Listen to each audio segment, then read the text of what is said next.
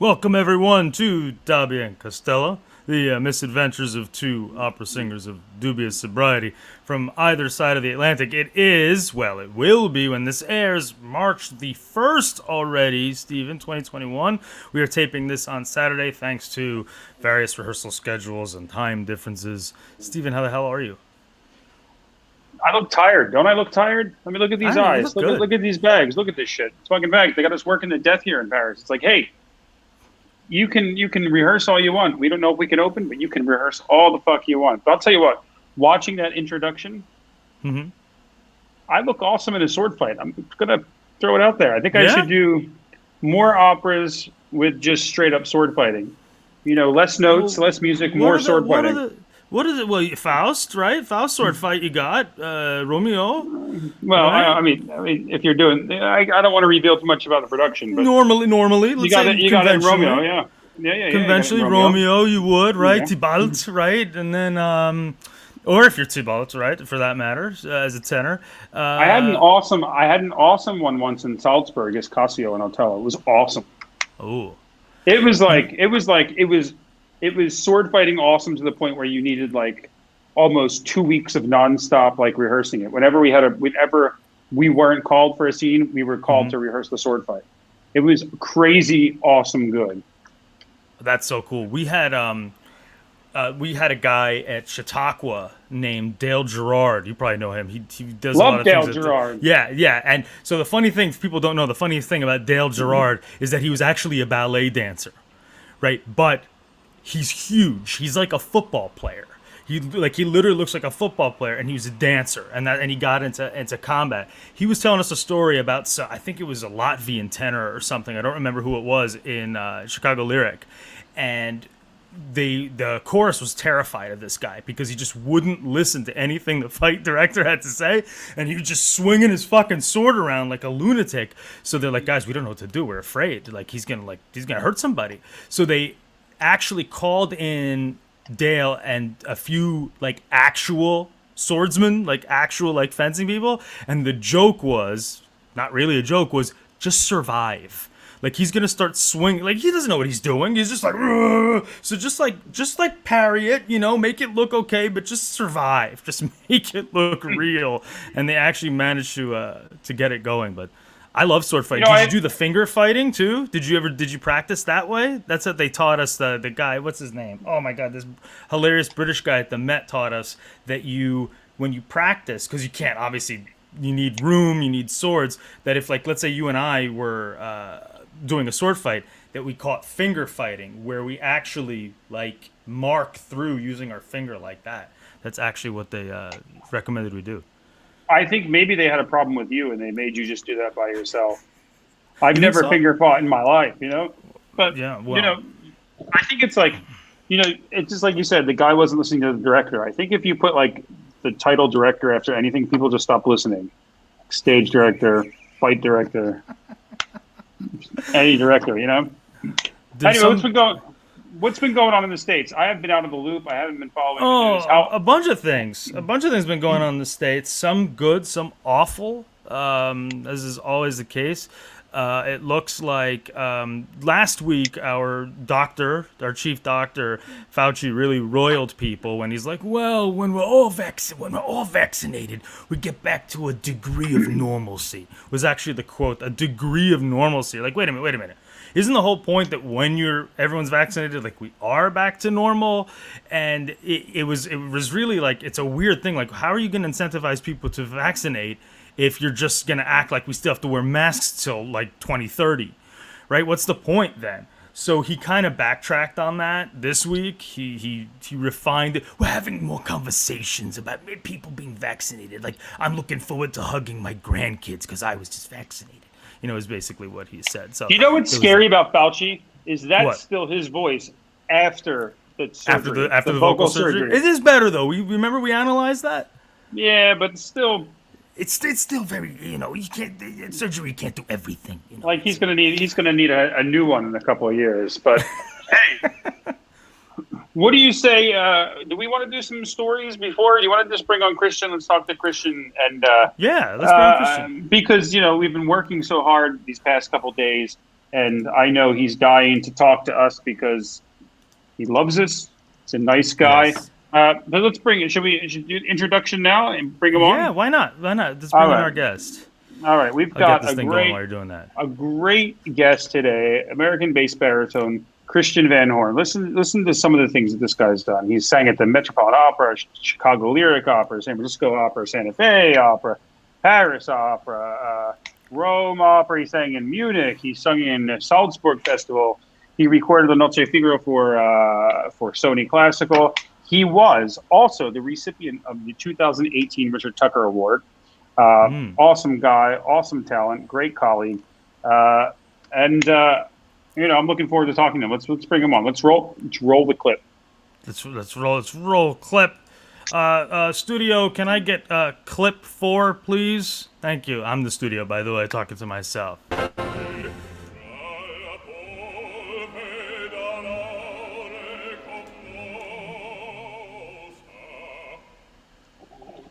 at that handsome mug. That's what Jess said to me. She's like, he's handsome. I'm like, yeah.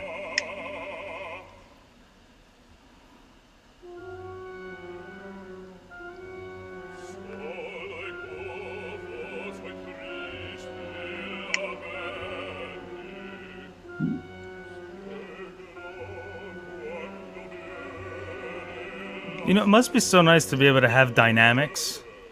You know, when you have a voice like that. Like, I have one dynamic. Be heard.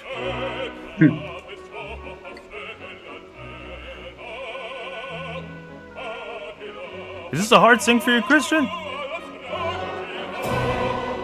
Yeah. It is.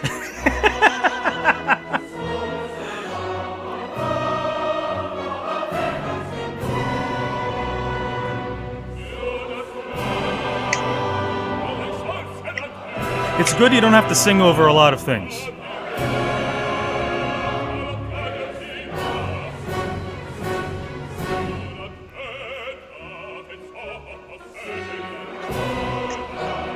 Awesome.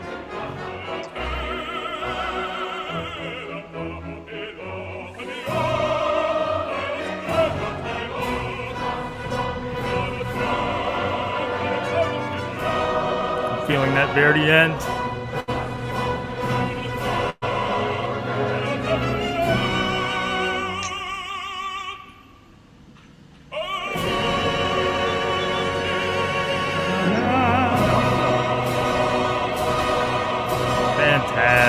Fantastic. Oh, man, welcome to the show, Christian. That's quite an intro. All right, now do it for us live. Yeah. Yeah. Why did you go for the high note? Why did you wimp out on the high note? No F sharps at this hour. Not up to the Hey man, just thanks for coming on. I know you're busy. Yeah. I know you got a lot going on. I see you every day in rehearsal, working our asses off to get a production on the stream. You were so good to me. It gave me 2 hours of my podcast the other day, and I could never say no to your gig here. That's right. You have to go and check out the podcast. Gideon, you should have listened to it already. So 3 times. It's the Christian Van Horn podcast. It's on you can get to it via your everywhere Instagram. Podcasts are found. You can find it. And Stephen did 2 hours. I mean, there's no better talker I've ever sat against with. I mean, he's a storyteller. He's a ball breaker. He's a bullshitter. Yeah. It's the best. He's perfect for this. Mm-hmm. I like to call it having life experience. You know, it's. Well, you didn't bullshit, and that's the important. I think the only way these things work is if it's like really authentic. Like if you're just yourself, people will relate to that. Even if they don't necessarily love everything you're saying, if it's real, it'll garner attention. All right, Christian, let's talk a little bit before we get into like goofy things and stories and stuff like that. Let's talk a little bit about your life, right? I mean, because you must be enjoying life right now. I mean, you've got a lot going on. You're doing a lot of things. You're in all the major opera houses. I mean, fuck, you got a call last minute to jump into to Paris Opera House, and now you're going to do a stream that's going to be broadcast all over the place.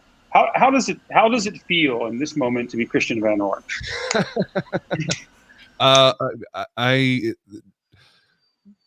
It feels good. You know, I feel like I finally arrived at the place that I had wanted to be. I'm 42, and for a long time, surely nobody knew who I was, and I was sort of just like, like most singers, hanging on as well as you can, and things just kept getting a little bit better every year, a little bit better. So I was encouraged to keep going, and so now finally I'm singing the things I want in the places that I want, and it feels good. Of course, it feels good. This comes at a price, but I'm willing to pay it. For all these people that like go out and want to start a career so fast, like want to go out right out into the into like the explosion, become a celebrity overnight. It's better, I think, it's better to have your day in the sun slightly later, because you tenors go up so quickly. It's not even fair. They anoint you the next so and so, the next so and so when you're 25 or 26, and you don't deserve it yet. But they put that pressure on you, and they say he sounds like Corelli, he sounds like Pavarotti, he sounds like, and they put these labels on these guys. It's completely unfair. One of my great friends, left Young Artist Program in Chicago, and the next day he was opening up the season at the Met in Romeo and Juliet, and that is a shit ton of pressure on a young tenor, and I couldn't even imagine that pressure at that point. I was ready to just sing way off to the side next to good singers, and I can't imagine dealing with that at a young age. And now, finally stepping into those roles at my age, I feel completely ready for it. I'm not intimidated by any of it. I can't imagine the pressure of blowing up. When you look at a guy like Via Zone, who blew up. I mean, he was 22 or 23 and just blew up, and he imploded. Right? That's not. Yeah.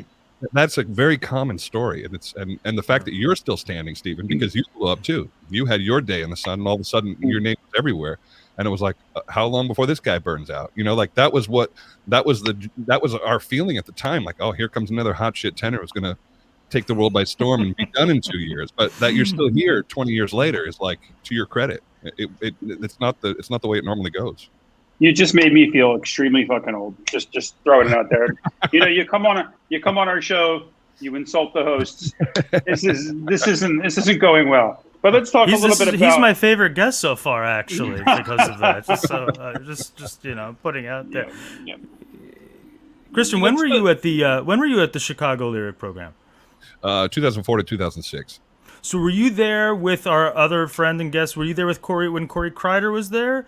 Or no, was that... Corey came in after me. Yeah, he came in after you. Okay, so you're a little bit before that generation. Because our I friend, was a hell of a group, though. What's that? That was a hell of a group. Yeah, who were you with? Hell of a group. I mean, I was there with Joe Kaiser, Susanna Phillips, Quinn Kelsey, Nicole Cabell, Elizabeth DeShong. It was just like this heavy roster of people at the time that continue to work. Surprisingly, they're all cool except that Quinn guy who's been on our show. What a clown he is, right, Stephen? Yeah, he's actually now. Yeah. I've got a cat. Are you all right over there? Oh, yeah, I got a cat that's like dying to get up on this table. Like, she keeps scratching the shit out of my leg just to get up on this table, and it's really getting annoying. It's either pick the cat up or throw her out the window. I figured since we're live, I will pick the cat up. So, Christian, let's go back to the beginning, because your family life. Did you grow up with classical music in the house? Did you like classical music as a child? Well, I was exposed to PBS like everybody else at a young age. I saw James Levine on PBS when I was a kid. I do remember that, but classical music wasn't in my house. There was plenty of pop music in my house, but no like real singers. My dad had some Elvis records that I loved and devoured, and I decided I wanted to be Elvis. And so I had, I definitely had these dreams as a kid of being a singer, but in what capacity? I'm not going to be a pop singer. I'm not going to be Elton John, not that kind of thing. And then later on, you get to high school, and like a really cute girl told me to join the drama club, and who am I to say no? And so I went, and I got there, and there's like 75 girls and 3 guys, and these numbers just really made sense to me. And so I it was like shooting fish in a barrel for a minute. And I thought, I need to be a part of this forever. And that was really where my love of performing in the show came from. It was just like I was so popular in 5 seconds that I thought, this is something I need to keep going. When I was the later on, I was the worst athlete. Still am. I was the worst athlete in high school, but I grew up beside all the best athletes, right? And in high school, it's like 95% of the time, like, the athletes are the stars, right? So then when 99% of them didn't go on to do anything in college, but we're still in the neighborhood partying, right? They're still there, man. They're still there. I went to the they are. That's true. I went to the music school, to Mason Gross, to Rutgers, and of course, same ratio of guys to girls, and it's here's the party. So I'm like, you were all right, guaranteed guys. a big role, Yes. and you were extremely popular immediately. Yeah. It was the total recipe for success. So I would bring all the girls to the parties, and suddenly it's like, oh wait, maybe it's not funny anymore to laugh at the guy who can't shoot a fucking basketball. Maybe we chose the wrong path. Yeah, I was on the basketball team, but I wasn't dating any cheerleaders. That was terrible. It was not working out. Christian, we kind of have the same story. I grew up. My dad played a lot of Elvis Presley, especially on Sundays. Like there was like the day of Elvis, in the car, listening to Elvis, and I didn't have any classical music either. And I actually joined the chorus as well because of that same exact reason. Ridiculous. You sang, and then they had people knew you had a voice like ooh, and I was like, hey, I can sing, and I wasn't scared to do it, and that was my key to everything. Yeah. Where did you go from there? So where did you go to college? I didn't have any giant aspirations at that point. I went to Stony Brook University on Long Island.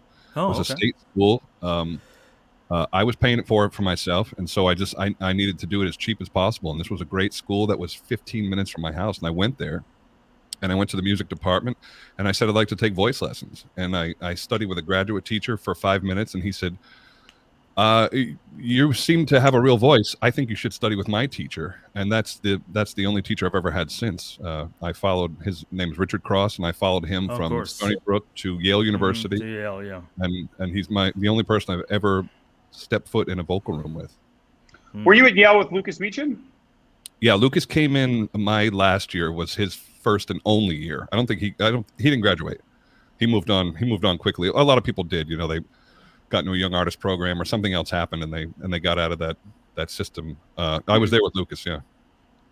Oh, fantastic! And Brian Mulligan, another fantastic baritone. Yeah, Brian. So you start studying with Richard Cross. When was the moment that like you thought, hey, I can do this, man. I can go out. I can have a career. I can actually make money at this, because that's a scary feeling. I mean, I mean, when you're growing up as a in I guess a college level, and you're in school and you're studying, there's a lot of singers, there's a lot of instrumentalists, there's a lot of musicians, and not all are going to make it. They were all better than me. I was by far lowest on the poll, but I was my teacher's driver. He would take a boat. There was a ferry that went from Connecticut to Long Island, and I just took my graduate teacher's job of driving him. Mm-hmm. So I would pick him up in the morning, bring him to school. He'd do a day of lessons, and I'd take him back, and I had all this time with him. And I just sat with him, and after 6 months of lessons, I said, do you think I could do this for a living? Is this something I could do? Because, I could tell that they were encouraged by me, but, they didn't think I had they didn't know anything about me. I was just barely there. And I said, can I do this for a living? And he says, well, I think you can. I think it'll take 10 years and all the money you have. And he was right. It was literally 10 years before I really did anything for real. And, but just that this professional who had taught major students, he had guys that I looked up to. He was a part of the Yale University School of Music, and I took his opinion seriously. And so that was the moment I said, well, okay, then that's what I'm going to do. And then I never lost that focus. I had like one singular goal. I had no plan B. Remember at one point my dad was like, maybe you should get that teaching degree to fall back on, and I thought if I have that, then I will fall back on it. I wanted to burn the boats. I wanted to make sure that there was no chance that I could fail. It was like, survive or die. And so I made that my challenge.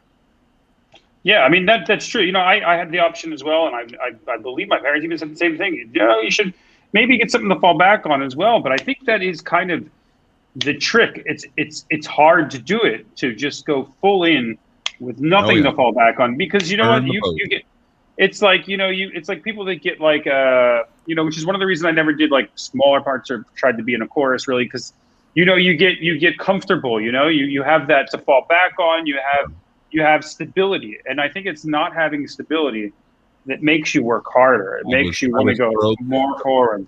the first 10 years of my career, I was broke, living in tiny studio apartments with my wife. I mean, just trying to figure out where next month's rent was going to come from.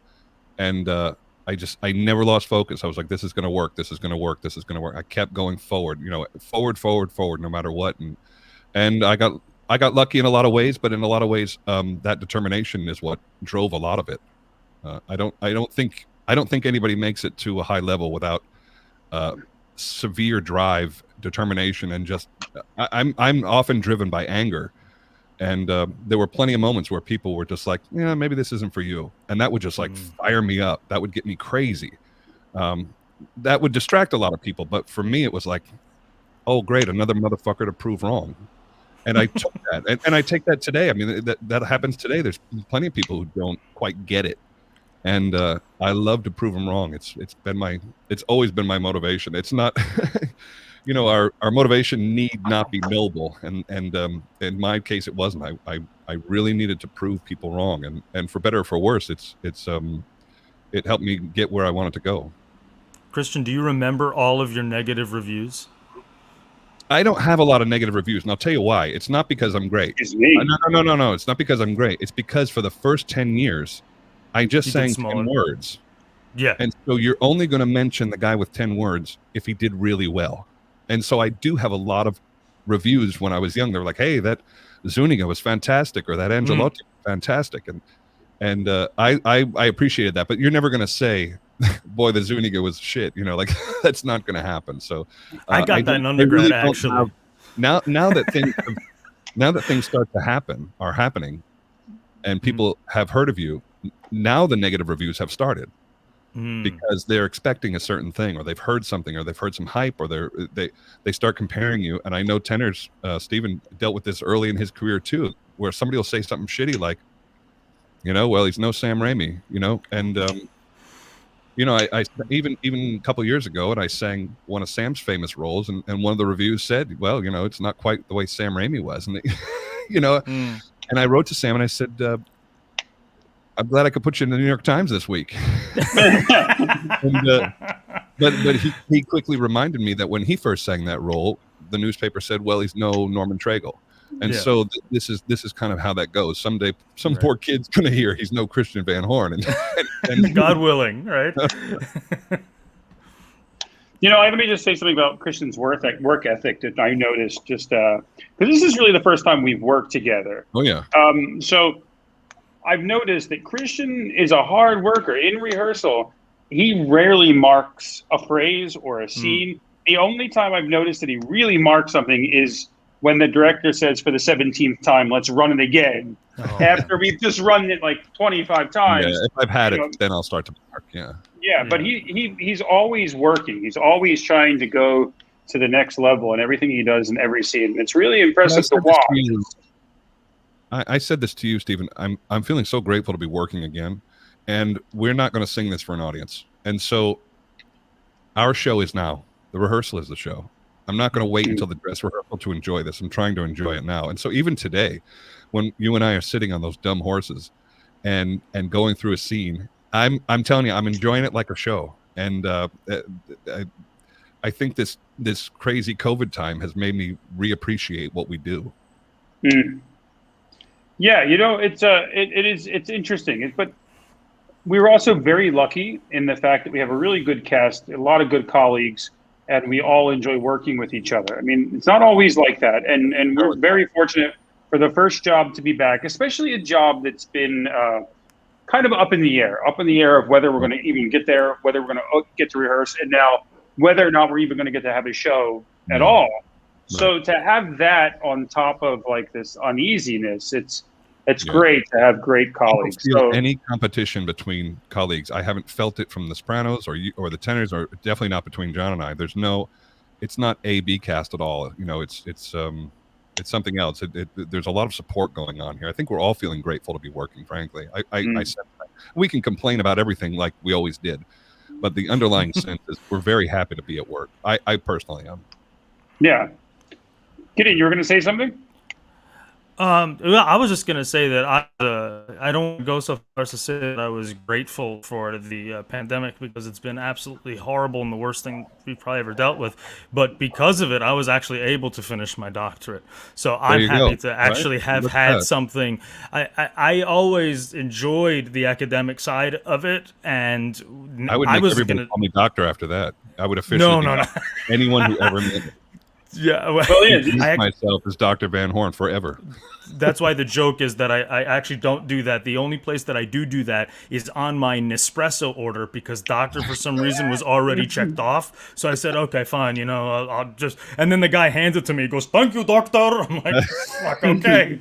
But yeah, no, I just I get. It was an interesting point that you made when you talked about how you used not having something as a motivating factor. Yeah. And when I approached academia, and when I approached it, it was because I really wanted it, and it Yeah. was. But I love performing, and thankfully, my performing schedule was so full that I almost didn't. If not for COVID, I would have run out of time. That's I amazing. wouldn't have. I Amazing. wouldn't have finished it. So it's like, Congratulations. thank God That's for. awesome. Oh, thank you. But I wanted to also talk about, because you're something. I'm actually just a year younger than you are, and Yeah.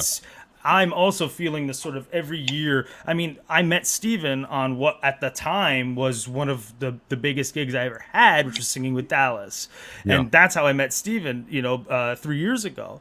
So what do you credit that kind of slow burn to? Now, granted, I'm a more of a cavalier baritone, you're a bass baritone, so there's different challenges, there's different competitions, Yeah. but what do you credit that sort of slow burn to? Because that's, you and I, especially you, it's not a totally common thing that happens. Most of the people sort of get that boost, and they really sort of progress, like the Sopranos. They win the Met, and then they kind of go Yeah. on and on. What do you credit that sort of slow burn success to? I met Greg Henkel when I was in Chicago. Greg Henkel is artistic director and full casting in San Francisco, Right. and he was Matthew Epstein's assistant in Chicago when we were there. And he was running errands, and I was low on the totem pole, but we hit it off because we were from the same hometown. We didn't know each other, but we were from the same hometown. And he looked out for me. He brought me to L.A. the first time he could. Just sang Colline, no big deal, but it was a big deal to me. No, it is a big deal.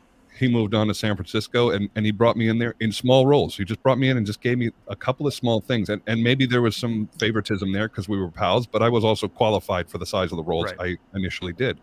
But he gave me that initial, you can do this. And we sat down, and we were very close, and he said, look, you want to do this as well as you can for as long as you can. And he said those words you just said, which was slow burn. This is a slow burn. You've watched what happens to your friends when they blow up and they implode, and it's just not. It might be really fun, and that light burns bright for 5 years, but it goes out. And I just decided, yeah, I want 30 years. This is a marathon. It's not a sprint. And so I just made sure that whatever I sang it like it was the last day of my life. I sang it. If they gave me Zuniga, I made it Wotan. And so I wanted to make sure that they heard the Escamillo and thought, this Zuniga should be doing that. I wanted that scenario. I wanted the smaller role so that I could prove that I needed a bigger role. And that's exactly what happened. Where suddenly they stop.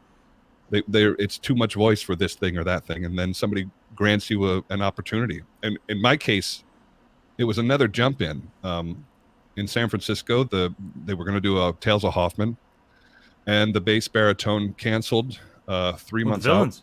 The Villains. And, Oh, wow. This is 2013. I had never done anything that big before, certainly not in a place like that. And somebody bagged out, and they said, "Hey, just come here and sing for the maestro and sing for the general director."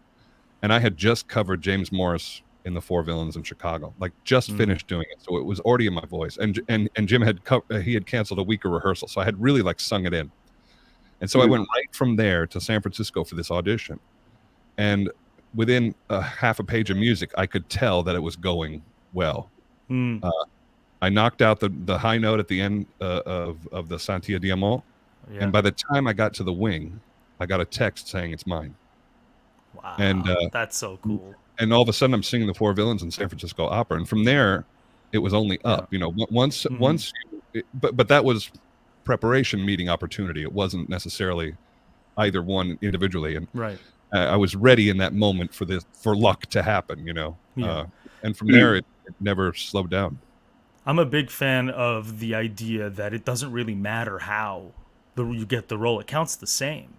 It counts. People are like, oh, this, that person, whatever. It counts the same. I also wanted to say that when you talked that it can burn bright and then go away.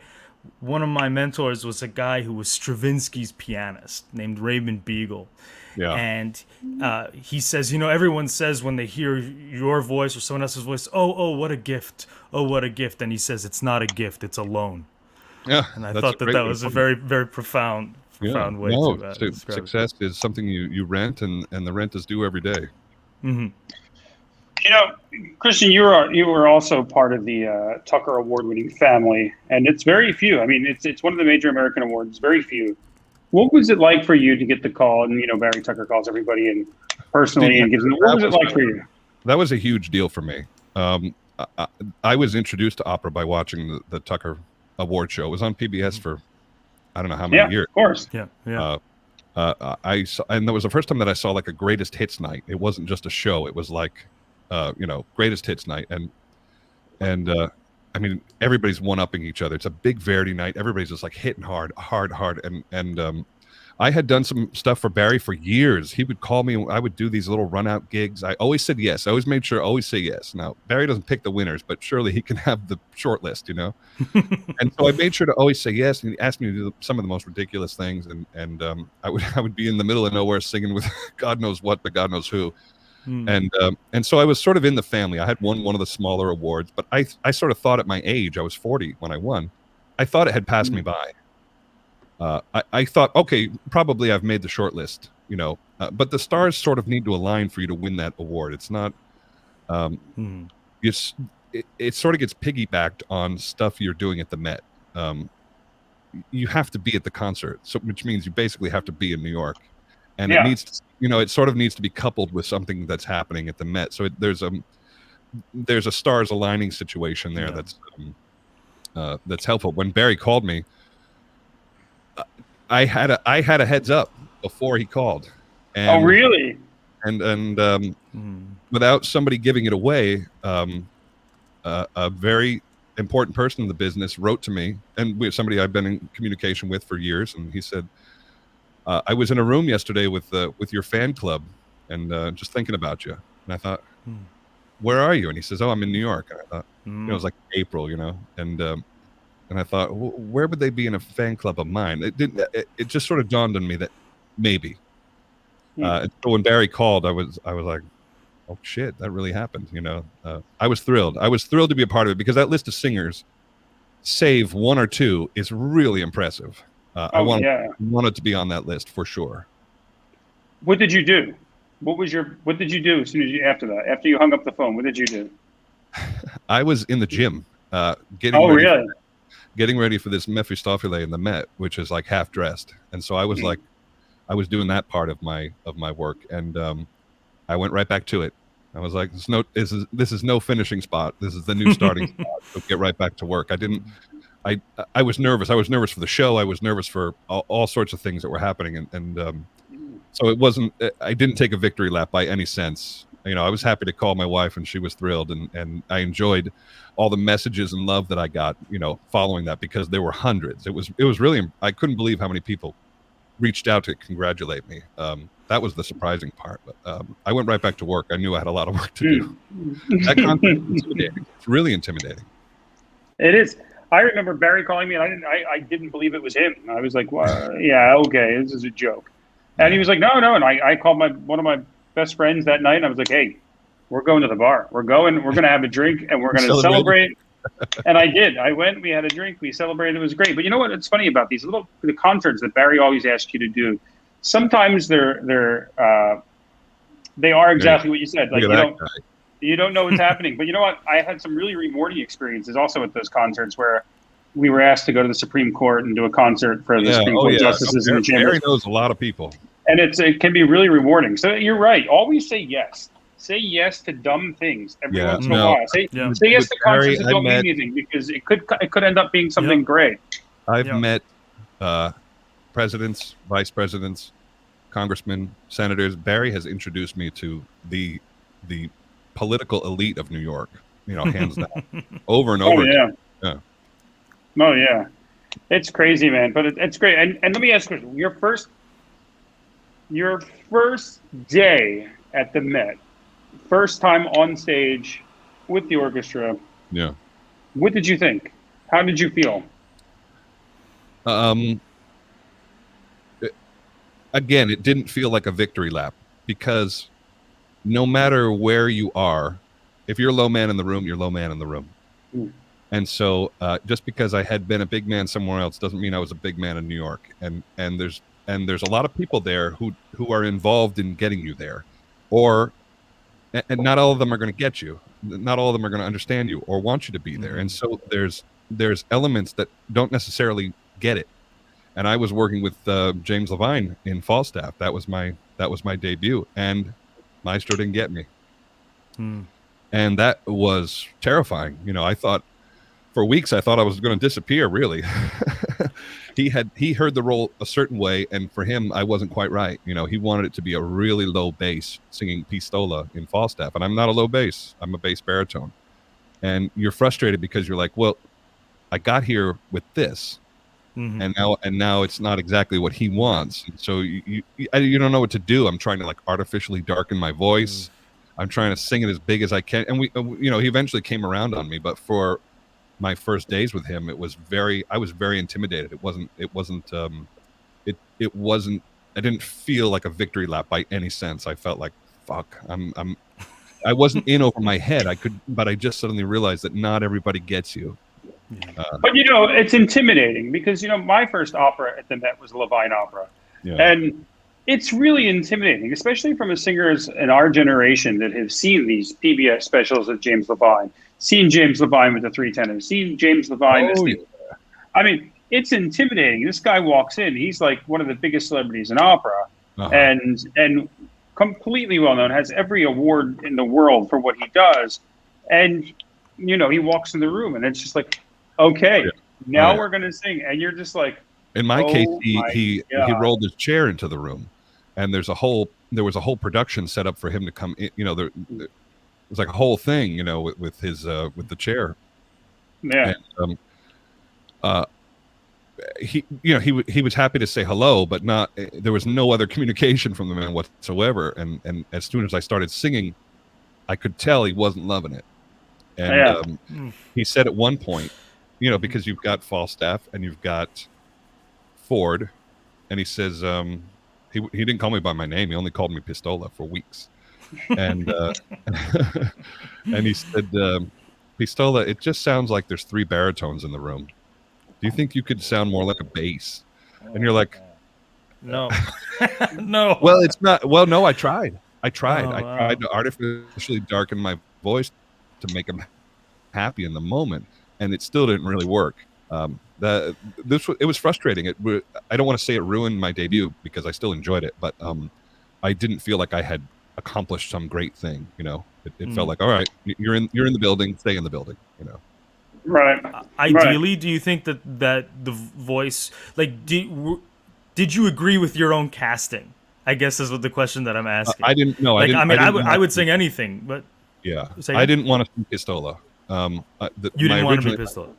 Originally, my debut was going to be Colline and Bohème, which is perfect. And then you call and they say, "Hey, we're doing a new Falstaff with Levine. It's going to be an HD. Do you want 12 performances?" What are you going to do? You're going to say no? It required extra time. It was within the same time frame, and they just added 12 shows and the HD and all that. And so you're like, "Yeah, of course I'll do that."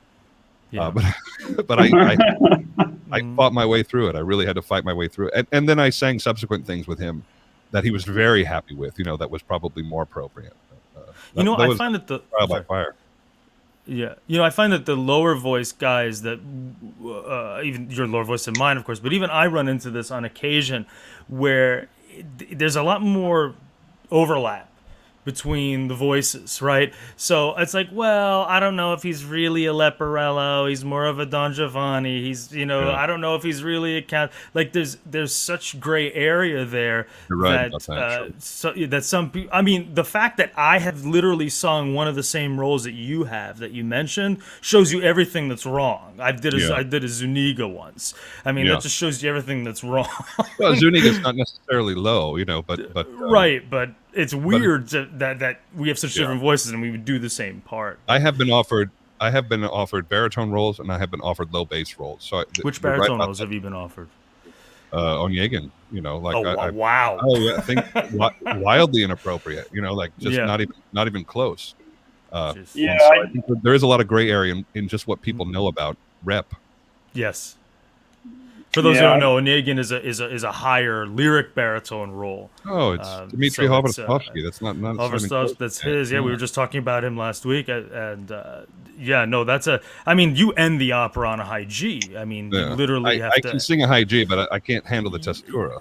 Yeah, but at the end of the night, after a 10-minute duet. Yeah. Yeah, that's how I feel about it. I've always turned down Onegin. I mean, it's just. Just not in my wheelhouse. Just a little low. It's a little. No, it's a little low. I got that G all day long, man. You should have heard Steven knocked out a B natural today in the house. That was about 10:30 in the morning, and he knocked it out. Yeah, with a mask on too, which he couldn't stop. With the mask on, he couldn't stop messing with it, and it still blew up the room. It was good. I put what I do is I have this trick, right? I go into the dressing room and I record it, and then I put the phone right underneath my mask.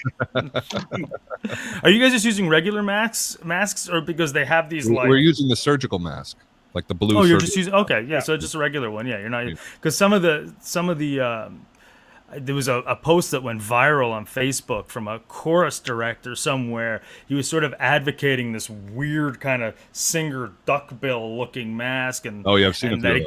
And it gives more freedom or something. I don't know. I don't think I'd want to do that. Yeah, I agree. It's We're just getting good used as it comes out. We're after 3 weeks of 6 hours a day, I don't even think about it. I really don't even think about it. It's going to be real strange when we finally take it off and sing. But I was talking to Charlie Castronova today, and how's he doing, by the way? He's doing great. He's back in Berlin. For those who don't know, he was in the. Sorry, just interrupt you. He was in the hospital with COVID. Actually, a young guy. Charlie did 2 weeks in the hospital. Oh wow! Right, and he had pneumonia. Right, he had pneumonia at one point. It got nasty, and he's back home now in Berlin and feeling much better. Still with some cough, but for the most part, feeling really good. He's real tired still, but.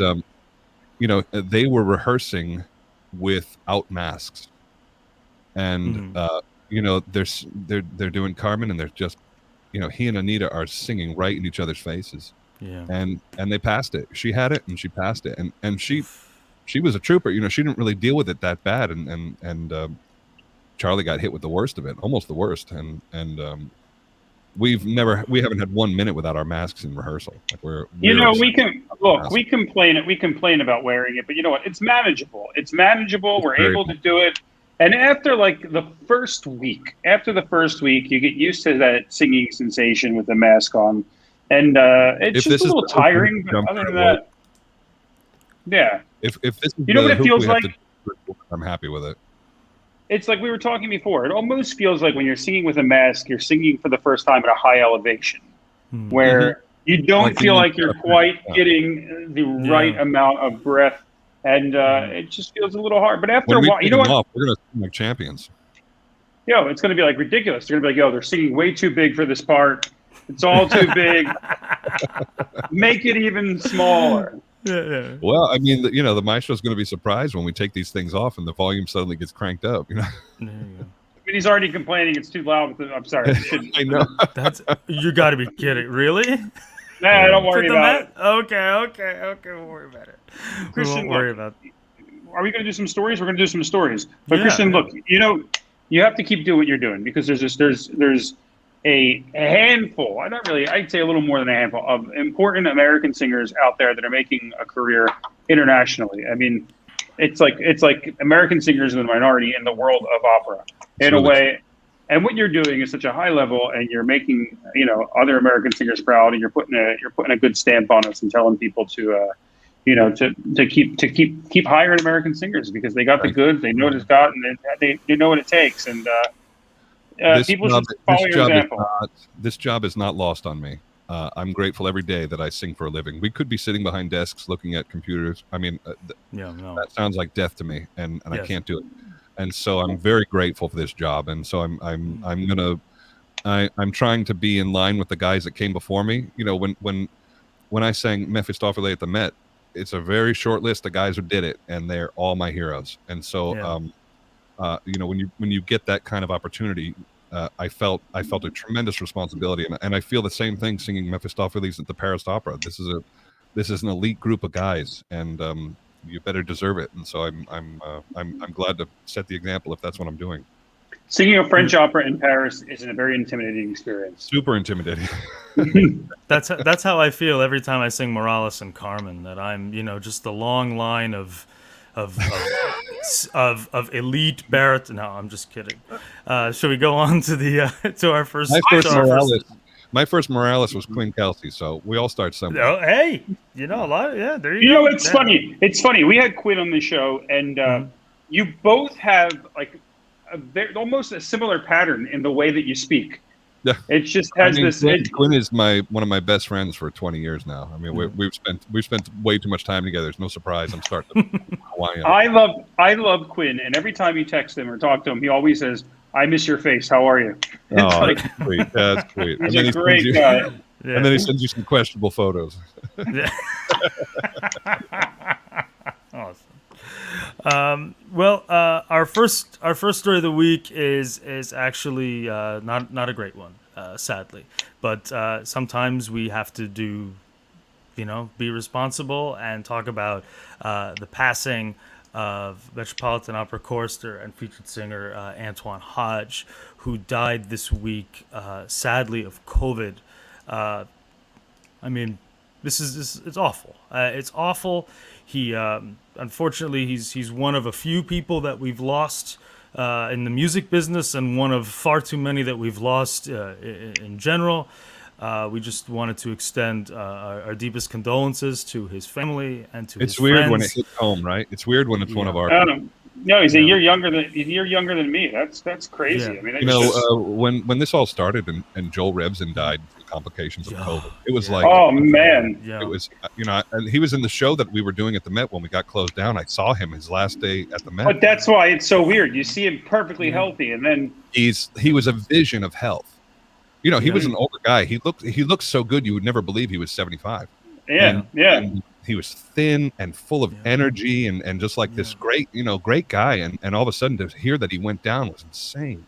Do you remember I was telling you the story about the conductor giving me a note because the person he was going to give it to wasn't listening to him, so he felt like that was Joel Revson. Of course. And Joel helped me out quite a few times. He's a great guy. He's a great guy, and he really makes. I mean, he really had a lot to say, but this is also just terrible. Antoine's a younger guy. Yeah. I know. Our age, and it's crazy when it hits home like this. Yeah.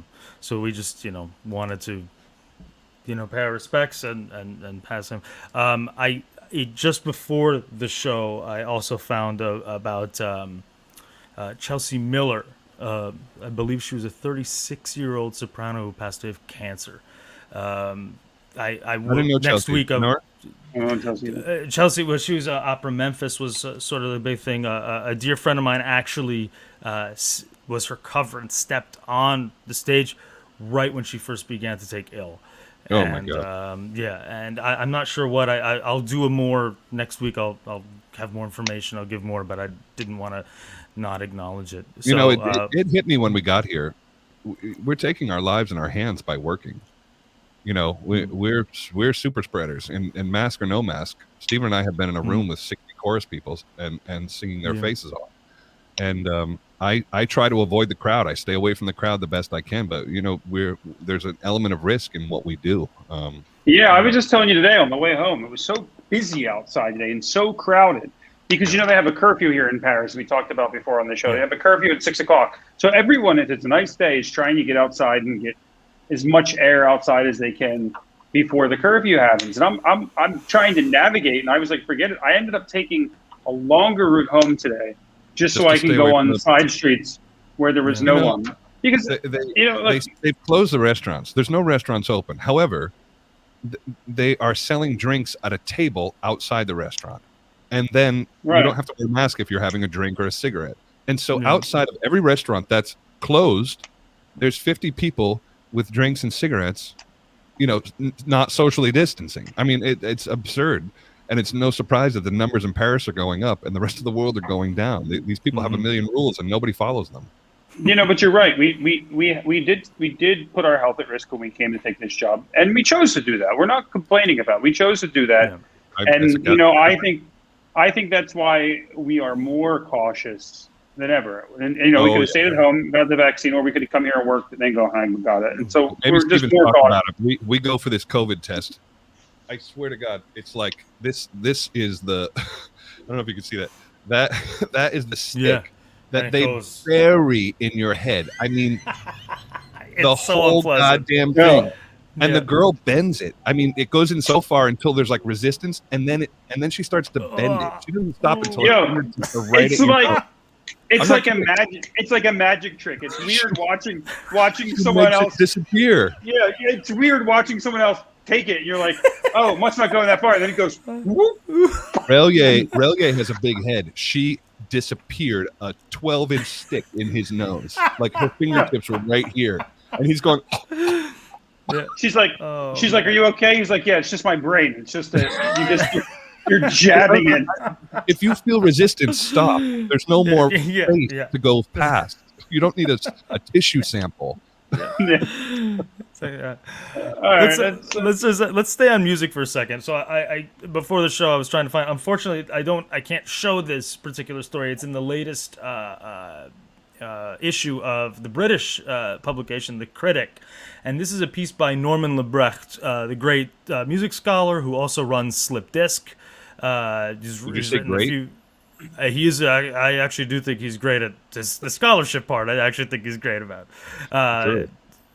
What's that? I said sure. Yeah, I mean, the couple of books that I've read of his have been excellent, but he has a take here. What? Well, he has a take here. He's the National Enquirer of classical music. But he this does guy have a piece. Turn a headline into a forest fire. Well, this guy has I think he has an interesting point here, at least, even if it comes from somebody who he feels the Inquirer. He says, we need to observe sport. He's talking about coming back from COVID with opera and learn some lessons. He says, right now, some concert halls are doubling as vaccination centers. When the music resumes, they should leave the seats out and keep half the hall open for people to wander around, drinks and ices in hand, just as they did in London's original Promenade concerts. He's saying that opera lost its place in the culture, he feels, to sport, and he's trying to bring it back. He says one of the crushing deterrents of classical concerts is the tiered seat pricing, putting the rich safely out of reach of the rest of us. Discriminatory pricing must be How's that any different than sports? If you sit behind the dugout, you're dropping $250 a ball game. It's the same thing. Absolutely. Or you're on a waiting list for how many years to get those tickets at price. And lastly, he says musicians must become more human, dispensing with the PRs and hacks who depict them as mini gods. They should I don't have a PR agency. Does anybody else here have one? He says they need to lose that conservatoire angst of making a fool of themselves. Pierre Boulez used to hold after-concert chats with his audience, sat on rugs. You paid $3. We sit on the stage and answer questions. Look, listen. I hate this article. Listen. Okay. We make Ferraris. Ferraris aren't for everybody. Not everybody can drive one. Not everybody can afford one. We make Ferraris. Right. If you want a Toyota, it's a different show. That's further down Broadway. I'll tell you what I do. I'll tell you what I do agree with. That that our ticket prices are as high as sports, so we should probably be paid as well as sports players. We're gonna have to start selling Costello jerseys. I don't know. Or at least let us do like as they do in sports. Do you know what a champagne costs in the messages. lobby of the Met? You know what a champagne costs in the lobby of the Met? Yeah, like $12 at least, right? 18, 12? something like that. It's 25. 18? $25 a glass of 20 champagne. for that little. But I but remember Christian, spending. I remember spending $40 on a sandwich and a Coke. Yeah. But the thing is like you don't know it's $40 the first time you do it. Yeah. And then like you get to the register and they charge it like that's $40. And you don't want to be that guy that's like fuck this and put it back. You're gonna be that guy that's just like oh yeah, no problem. Yeah. And then But the next time your friend says you want to go back and get one of those sandwiches, you're like fuck no. But do you not feel that opera has a need or a to expand the audience, or is Why? that just Why? not the because audiences are getting older? The audience, my friend, has always been old. They have always been old, and they get replaced by new old people.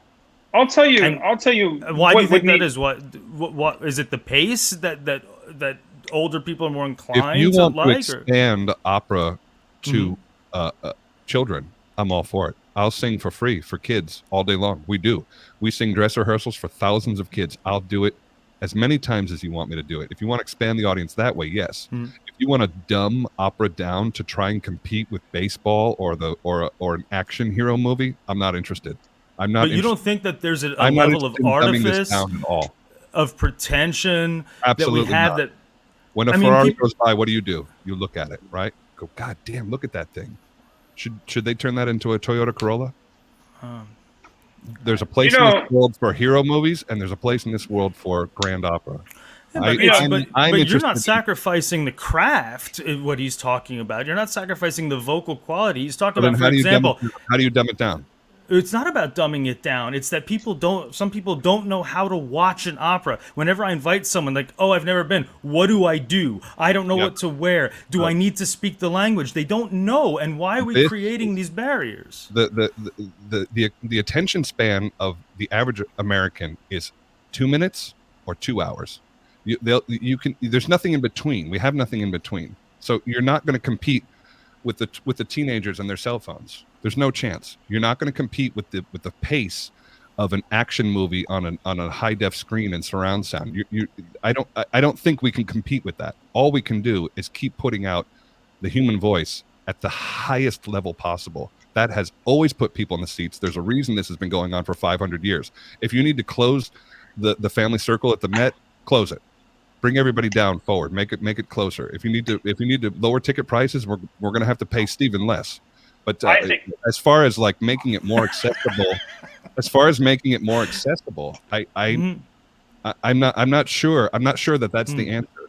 I'll tell you where we lost our way, and I firmly believe this is the fact that at one point we then decided, when ticket sales were down, we decided, you know what, we're going to compete now and make it more like Broadway, and we're going to compete with trying to do like make it more popular to young kids. We're going to make it into like mini pop stars, opera singer, mini pop stars.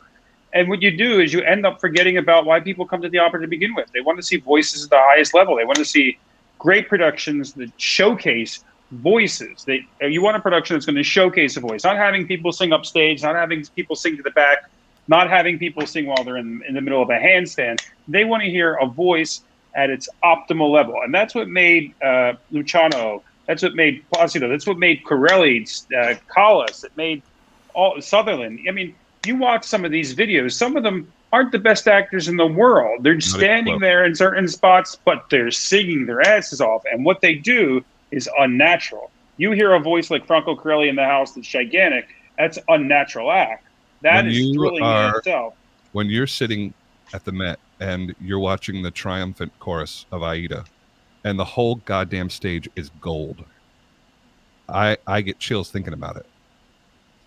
If you want to make that palpable for a younger audience and have people wear modern clothing or take it out of its time realm, you're going to lose the people that pay for this.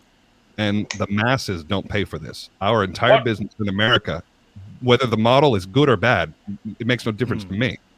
We're paid for by a very small percentage of people. We need to keep those people happy in America. And those people like museums. They go to look at Picasso and they go to look at Michelangelo. They don't go to MoMA. They don't go to see the gold toilet in the corner trying to pass itself off as art. When we're paid for by private people, these are the people we need to keep happy. If you want to challenge them and expand their repertoire, fine. But if you're hoping that a couple of teenagers or a mass of teenagers are suddenly going to love opera and pay $200 a ticket, you're smoking crack. It's never going to happen. No, I don't think I'm not necessarily teenagers, but I don't think that we're sacrificing everything we stand for by allowing a drink in the Met, for example. No, I love that too, man. Hey, they do the sippy cup in Broadway. I love it. I love it. That's the type of thing I'm talking loaded. about. I love it. Absolutely. Yeah, that's the type of thing I'm talking about, that there is this kind of, and even like the way you cheer for an opera. I remember seeing when I was an undergrad, this was 1998. I saw Ben Heppner and Lohengrin with Deborah Voigt and Falk Struckmann and Deborah Pulaski. I love that guy, right? He was just wailing away. Anyway, I remember it's like you're feeling the end of the act, and the you're looking at people that are not matinee idols right there, and you're having that experience because of the voice, right? People are there for the voice, right? You remember the singing was amazing, but the curtain starts to come down, and people are so overwhelmed they just can't wait to clap. Yeah. And there's a German guy in the audience who goes shh, shh. He's shushing everybody. Who's starting to clap before they cut off the last note. And I'm like, dude, they're so excited they can't even wait to clap. It's like, no. And then as soon as the curtain comes down, do the shushing in the as the curtain coming down on me. I've heard maestros shush people. Oh man, I've seen maestros shush while we're singing too. Oh, I got shushed today. Oh man, that's on a regular basis here.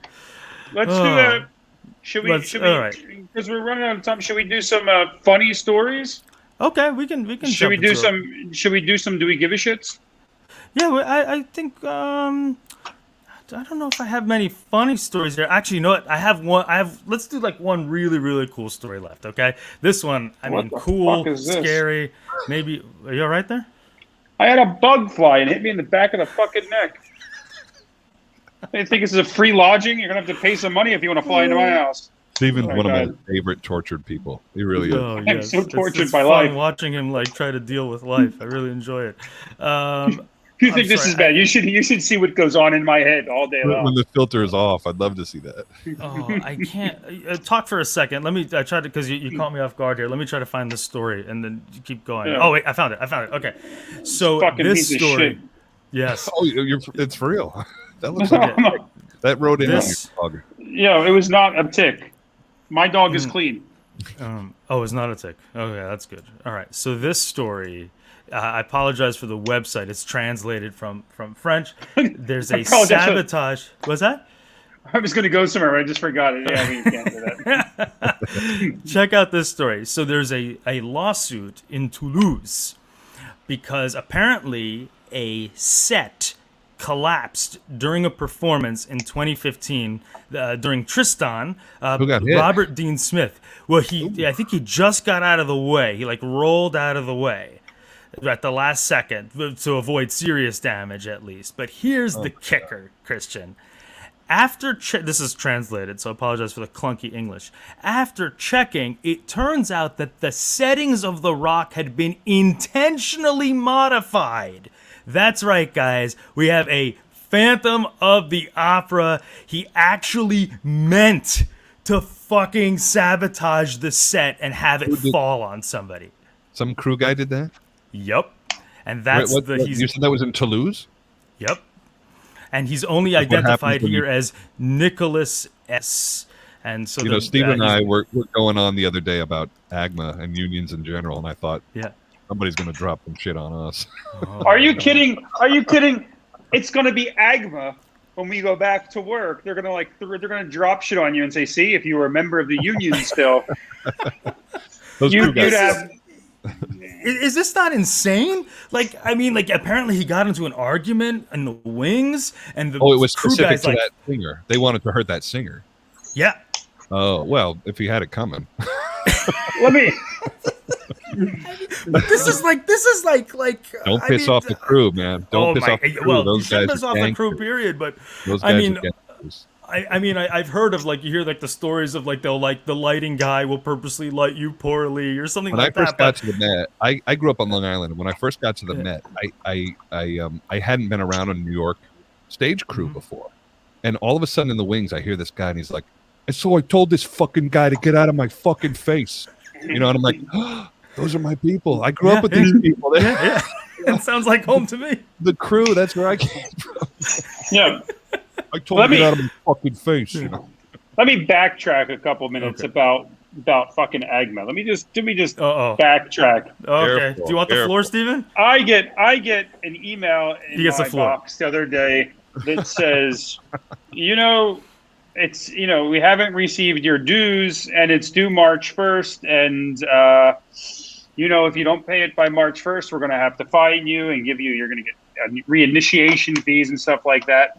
And I'm like, you know what? In a normal basis, I would consider it. But you know what? They haven't really negotiated any contracts to get us some money in the past 10 months. But now they're asking us for more money out of our pocket after their $10 million allowment that they spent on the building. Yeah.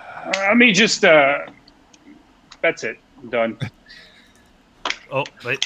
All right, this was one sorry. of my favorite topics, but I've actually talked about it a lot on the podcast, and I'm starting to get nervous. I have a literal and figurative palate cleanser for our finale. I did have one that I thought would be a good little fun for us. So, Christian, you're drinking right now, right? You're having a couple. Yeah, just some Chablis, just some wine. What would you guess your blood alcohol content is right about now? Right now, so of course, yeah. I've had 2.5 glasses of white wine so in maybe an hour. 0.09, 0.10, I would guess. I wouldn't drive a car, but probably I would. Christian, do you still have that thing in your car that you have to blow in before it turns on? No DWs, never. No. Okay, so I probably should have at least once, but. So most people, of course, if you didn't know, thankfully, I have not had this experience, but of course, people know that the blood alcohol content is usually around 0.08, 0.10 is the legal limit. Yeah. Well, an Oregon suspect had a DUI level of 0.77. He broke the previous record. He broke the previous record of 0.73, according to thesmokinggun.com. And he was very intoxicated, was the word. Now, I looked up to make sure. That's probably alcohol poisoning, right? Like, you're going to have a bad morning.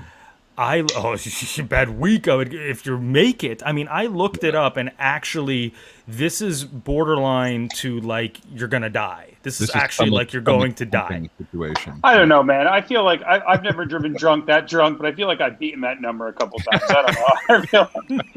There might have been a couple of nights. Yeah. You know what? You ever just had one of those fancy dinners where the wine is poured every time you take a sip? And then 2 hours later, you stand up and you go, "Oh shit!" Like you had no idea how bad it was until you moved. You lose, like I lose my hearing if it gets too bad. Oh wow! Yeah, you just go. You're like, once they start, it's like they do it on purpose. You're sitting there, you're drinking some wine, and you're like, "I'm only gonna have a glass," and then there's a guy in the corner that's like waiting for you to turn around, and then he's like, and then you come back, you're like, "Oh man, I still have half a glass." And it's like, I think I hope it's not, but if just in by chance, if the opera season is canceled another year, I'm going to try to beat that number. Well, you got to build up to it. You believe, just go in strong. Just go in strong. It's like a workout regimen. You add weight each time, and every night I go down this rabbit hole of YouTube videos and watch some of the craziest ones and some of the they make no sense. One I was watching was like this guy where they like have like a DUI checkpoints and they pull people over and they give them a breath. One guy is clearly intoxicated. I mean, clearly. Gets out of the car, can barely stand up. He's like slurring his speech. They ask him to blow into the breathalyzer. 0.0. He's sober. Something about it wasn't calibrated correctly that day or whatever. Blows again. 0.0. What do? Let him back in the car and on his way. Last week. He He had an open bottle of Jack Daniels in the car. Have a nice night, sir. Yeah. Bruce Sorry Springsteen to bother. was arrested. Bruce Springsteen was arrested 2 weeks ago for .04. They locked him up. Yeah, they threw it out. .04. Yeah, they threw it out. Yeah, but I mean, if you blow a .04, you don't put the guy in handcuffs. Yeah, no, he's Springsteen, man. They just wanted to hang out with the boss for a couple of hours. You have to sign more papers, sir, before you leave. He's giving everyone an autograph. Look, you're not under arrest, but we have to detain you because the guys at the station will not believe this happened. We really want some selfies if you're cool with that. I had a friend who was a New Jersey state trooper, and he told me one time that he pulled over a car and that you could just see, this was like 15 years ago. Now marijuana is legal, of course, in Jersey, but 15 years ago, obviously wasn't. With all, like, you could just see the smoke, like it looked like a Cheech and Chong movie, right? Is what he said.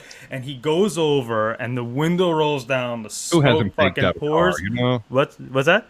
Who hasn't faked out a car? Right. You've all been the smoke starts pouring out, and who is it?